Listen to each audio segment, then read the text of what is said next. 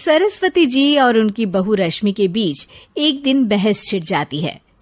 आखिर किसका काम ज्यादा आसान है, बहू का या सास का? माँ जी, सास को काम ही क्या है, आपके सारे काम उंगलियों पे तो हो जाते हैं। कुछ भी। हाँ, हिसाब तो उंगलियों पे ही हो जाता है ना। अरे बेटा, ऐसा सिर्फ अभी लगता है।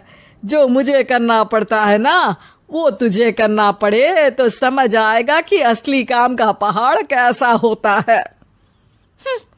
ठेले बराबर वजन भी नहीं है आपके काम में, और बात पहाड़ों के वजन की कर रही हैं आप। तू ऐसा करती ही क्या है घर में बेटा, ये तो बता मुझे। मैं थोड़ी ना कुछ करती हूँ, सब जादू से हो रहा है इस घर में। Okay, shut up. कल से मैं घर के काम करूंगी और तू मेरी जगह हर चीज का हिसाब रखना, ठीक है? ठीक है, ये भी कर लेते हैं। ये सास बहू की डील के बारे में रश्मि के पति अमन को नहीं पता था और ना ही अमन के पिताजी सुरेश जी को। पर गेहूं के साथ साथ जैसे घुन भी पिस जाता है, ये दोनों भी पिसने वाले थे। सुबह अमन उठकर रेडी होता है ऑफिस जाने के लिए, तो पता है उसके कपड़े नहीं निकले हुए हैं। अरे रश्मि, तुमने मेरे कपड़े नहीं निकाले? अपनी माँ से पूछो ना, उन्हीं का काम है ये। अमन अपनी माँ के पास जाता है। अब मेरे कपड़े आज आप देने वाले हो क्या माँ? हाँ, देना तो मुझे ही चाहिए, पर तेरी बहू ने कपड़े धोने ही नहीं डाले, तो कोई भी धुला हुआ कपड़ा नहीं है बेटा। हैं? ऐसा क्यों? कपड़े तो धोने आप ही देते हो ना माँ? अरे बहू ने तुझे बताया नहीं, अब हम अदल बदल गए हैं।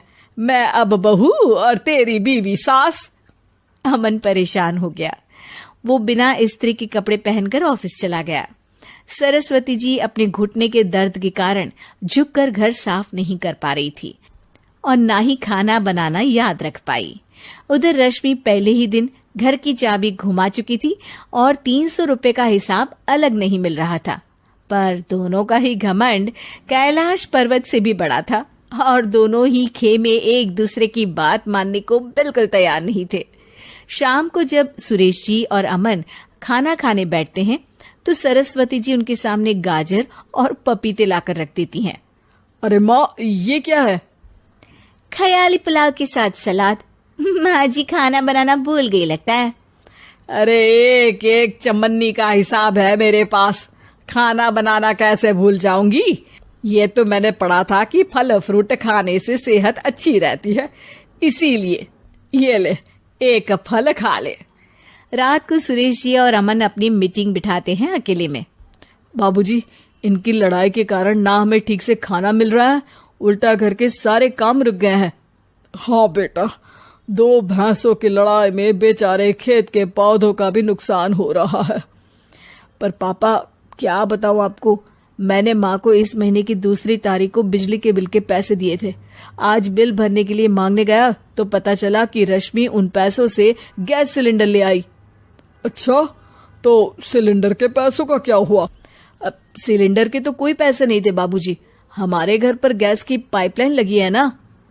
बेटा, इन दोनों का कुछ करना पड़ेगा, नहीं तो अपने घमंड के चक्कर में पूरा घर बर्बाद कर डालेंगी ये दोनों। अमन और सुरेश जी काफी सोच विचार के बाद एक निष्कर्ष पर पहुंचते हैं। रात ही को दोनों अपनी पत्नियों की अलमारी से नई साड़ी निकालते हैं और सुबह जब रश्मि और सरस्वती जी उठते हैं तो देखते हैं कि दोनों पति साड़ी पहनकर चढ़ाव पर सब्जियां काट रहे हैं। अरे, ये सब क्या हो रहा है? क्या हो रहा है मतलब? आप दोनों अदल बदल हो सकते हो तो हम क्यों नहीं? अरे क्या मतलब? नहीं नहीं, मेरी भी बचपन से किसी की बहू बनने की इच्छा थी, तो आज से सरस्वती तुम बड़ी बहू, मैं मिडल बहू और अमन छोटी बहू। अरे लेकिन सब घर पर बैठ जाएंगे तो कमाएगा कौन? ये घर कैसे चलेगा? अब वो तो भैया या बाकी लोग जाने, अब हमने भी अदल बदल कर ही लिया है तो कुछ नहीं हो सकता। रश्मि और सरस्वती जी को समझ में आ जाता है कि उन दोनों की आपस की डील की वजह से इन दोनों को बहुत तकलीफ हो रही है और उनके ईगो ने दूसरों को कितनी यातनाएं दी है। अब असल में माँ जी आप सही थी, सास बनना बहुत मुश्किल है। अरे हाँ बेटा, और तू भी, मुझसे तो नहीं हो पाया सब घर के काम, वापस बदल ले क्या? हाँ हाँ बिल्कुल माँ जी, और अब आप दोनों भी बदल लीजिए।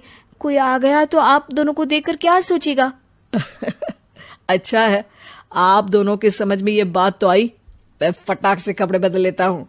अरे रुक जा बेटा, एक फोटो ले लेती हूँ तेरी। मेरी बेटी होती तो तेरे जैसी ही दिखती साड़ी में। और मेरा फोटो नहीं लोगी?